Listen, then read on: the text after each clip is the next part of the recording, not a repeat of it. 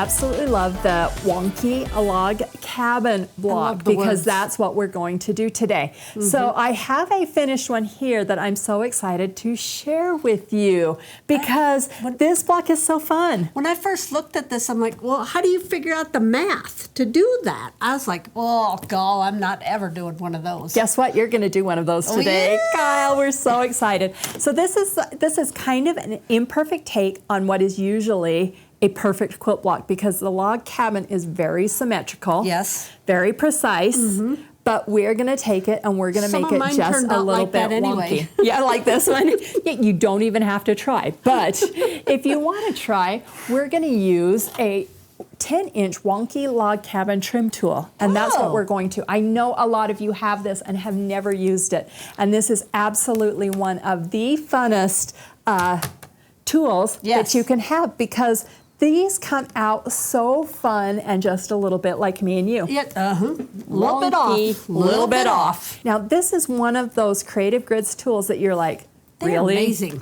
They are amazing, but what the heck? I know. Especially if you pull it out and you have not used it for a long time or you've never used it. One of the things that I love is it shows you what your finished block is going to look like. And then the other thing I love is you can just hit this QR code. You're going to just point your phone or your tablet at that. You're going to just push that, sign in, and it's going to tell you exactly how you do it. I did not know how to do a QR code for a long time, and I'm trying to take a picture of it. Yeah, you don't take a picture. No. All you do is it'll come up with a yellow or yellowish orange thing. Touch that. Touch that. And it goes right to where it needs to. All right, well, we are going to get started, Kyle, because you're going to love this. Are you ready to sew for me for just a little bit?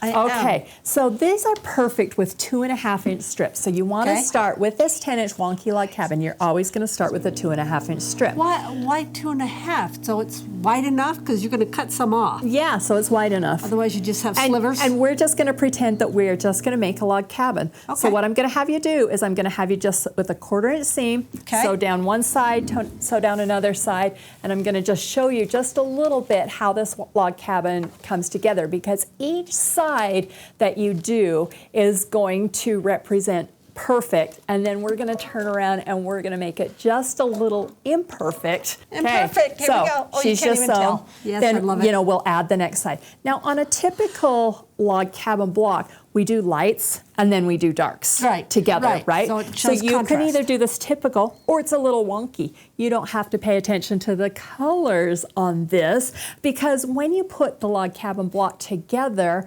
then normally if you do a big quilt, it creates kind of like that pattern. The pattern, yes. But this is wonky. I did a scrap quilt once with my friend when I first started, and she had me put all of my pieces in a basket. And she says, just pick one out and pretend they're all orange. Don't try and match.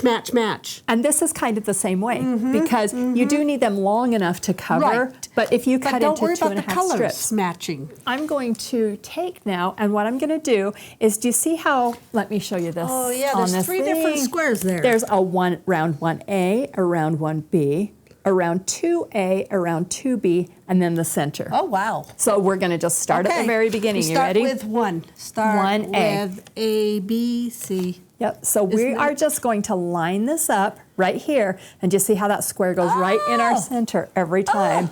Okay, so now we're going to take, and we're just going to trim. You can't be worried about wasting fabrics. No, this is a scrappy look. Yep, this is scrappy. Okay, so now, once we do this, then we made one side. We're going to turn this around, and we're also going to turn our ruler around for 1B. All right, so line up your square. Everybody with me? But this is still going to be a square. Watch. I mean, as you're cutting off, you're a little bit in a panic, right? Yeah. Are you panicking a little bit, Kyle, for me, with me? Okay. Yeah. It is a square. It is a square, but we have created that imperfect sides on the square. That's awesome. Okay, so for our next round, then what we would do is we would continue. continue. I would never guess how you would get that look. With the log cabin block. All right. Do you want to cut? Okay. Okay, Kyle.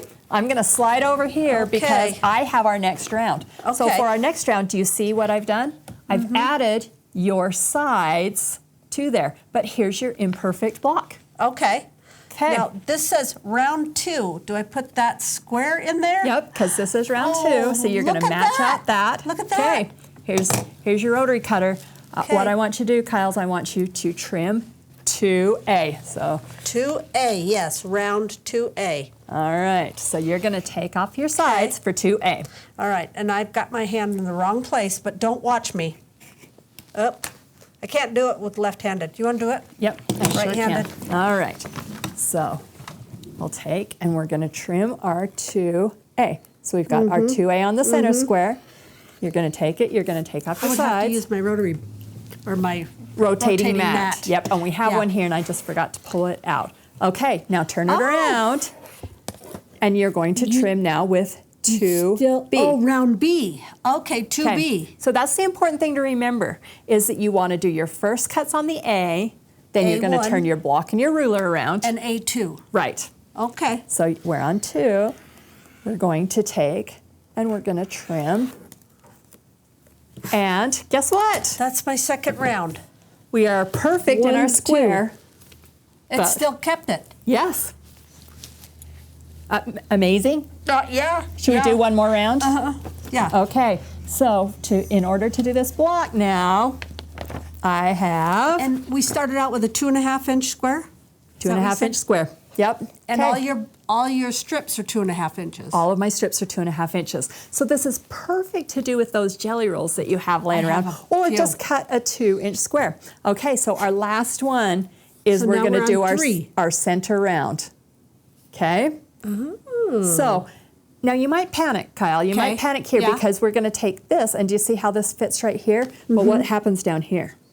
It's off. It's off. Wait till we turn what it around. do I do? Okay, Oh, dear. let's take that side. I pull and tug, right? Nope, Oh. not on this. We're going to take this off. So we're going to take it there. Yeah, I didn't But- want to say anything about it overlapping it. Yeah, you're like, oh, Allison, what have we done? Yeah, what have we Just done? flip that around because remember, we have to go the top and the bottom. And this one is still the center square. But look what we've done. Awesome. We've picked up our square. All right, so now we have our completed Wonky log cabin That was magical. block. Magical. Isn't that great? And how big is that block at the end? It's 10 inches plus your 1/4-inch seam allowance. So what I Okay. want to show you is look how So fun cute. when you put those together. Isn't that absolutely amazing? Darling.